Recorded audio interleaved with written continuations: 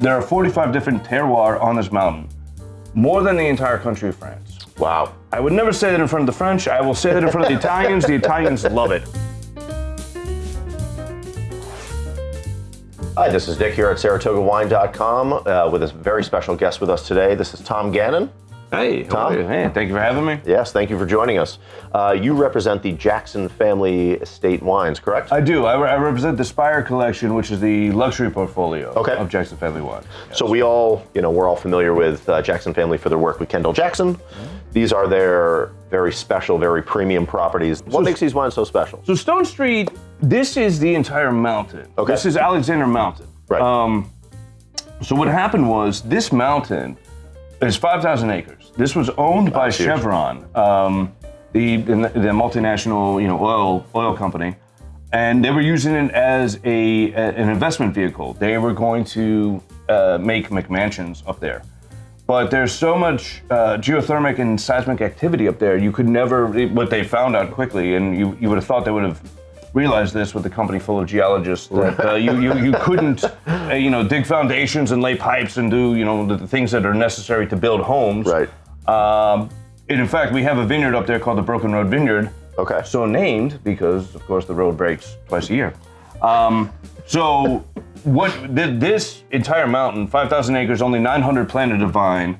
And so what we're tasting right now, the 2021 Estate Chardonnay. Okay. The Chardonnay vineyards go from 400 feet elevation up to 1,800 feet elevation. And then we're going to taste the Upper Barn Vineyard, which is at 1,800 feet elevation. Let's dive into these Chardonnays. All right. So let's talk about the first one, So the estate, right? The 2021 Estate, like I said, I mean, there is some Upper Barn fruit it goes down into this. There is some Cougar Ridge and Broken Road. There's all of those different single vineyards. Okay. But again, 400 feet to 1,800 feet elevation. This is aged on its lees, 36% new oak for 10 months. So the oak is there, but the oak is there more of a structural component, more not to be overwhelming, but it's certainly there. More kind of a spice in the blend, right? Yeah, I mean, it's just, and I think that, especially as winemakers have become more cognizant of that in terms of dialing back oak, but we were never like over oak, over butter on Stone Street at all. Right.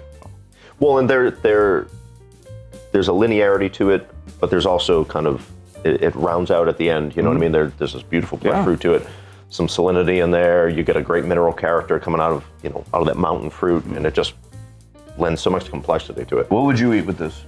Oh God, I mean, you'd have any sort of roasted chicken dish, any sort of something with a cream sauce for sure. Let's dive into this Upper Barn because I'm really excited about this wine. This is a very special wine, and I don't have this wine open a lot. Planted in 1981, less than half a ton an acre yield, and the site. This was the site of the first 100-point white wine in the United States. Widely spaced vines and very small yield, so very concentrated. 65% new oak. It certainly dials up the intensity of what can sometimes be just kind of a blah wine, right? Chardonnay tends to, it's not overly aromatic usually, but this, I mean, I'm getting so much out of this glass. You wouldn't think that being just 1,800 feet closer to the sun would matter that much. But I can tell you that as a human, you're standing there, you will burn much quicker on a mountain, right? Anybody who skis will tell you that, right? I mean, like, what do you think these grapes do, right? So they're suffering in a different way. The grapes need to struggle, right? So being up high, being there with the sun, and having the light being the main focus in terms of ripeness and how those grapes get ripe is, and the intensity and the way that the skins of the grapes thicken because of that, especially with Chardonnay, is different. There's not a lot of mountain Chardonnay.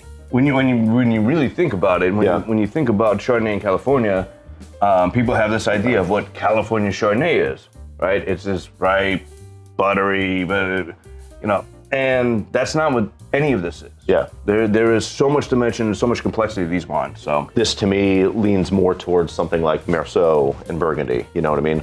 Totally. And it really draws that bridge, which it's an absolutely phenomenal wine. Let's talk about the Stone Street Estate Cabernet. Yeah, so this is a 2018, which is the current vintage. We are not releasing our wines until the winemakers in the family feel that they are approaching approachability. So what we do is, Chris Jackson has, this is his strategy where, right now, the current release for the Cabernets will be 5 years, and then we have a library release from the winery of 10 years.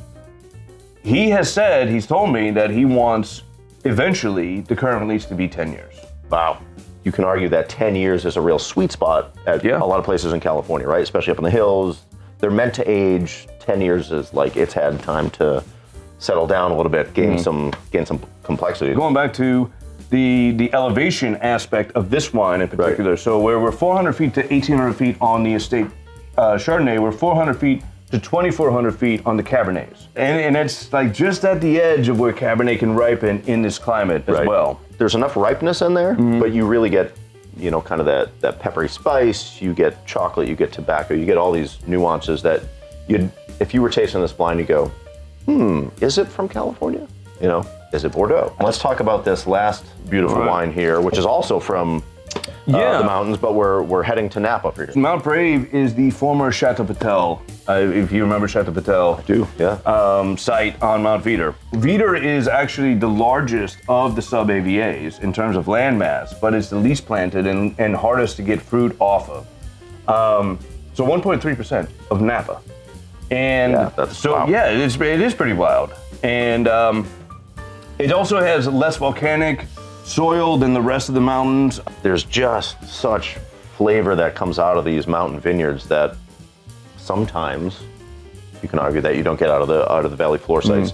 But structure, there's plenty of tannin. There's, this but it's like a chocolatey kind of dusty tannin. There's a very floral character that comes out of this mountain vineyard as well. And I think to me, that's what really defines this wine is the floral character. Yeah. Really, because that's where the elegance is, right? Because the power is always going to be there from Veeder. Right. But that floral aspect is what, they're really kind of it's the lightness. And you can see that 10 years from now, 20 years from now, this is still going to be drinking awesome. This is a really exciting lineup. I've already finished mine, so I don't want to pour more on camera. That'd be embarrassing. Jackson Family Estates. This is just a small part of their portfolio, but these are the premium tier wines, Stone Street wines coming out of Sonoma and the Alexander Mountain Estate. We have the Mount Brave coming out of Mount Veeder. Just really special sites for these varieties in California. So thank you for sharing these. Thank you for having me. Excellent. Yeah, absolutely. All right. See you next time. Cheers. Absolutely.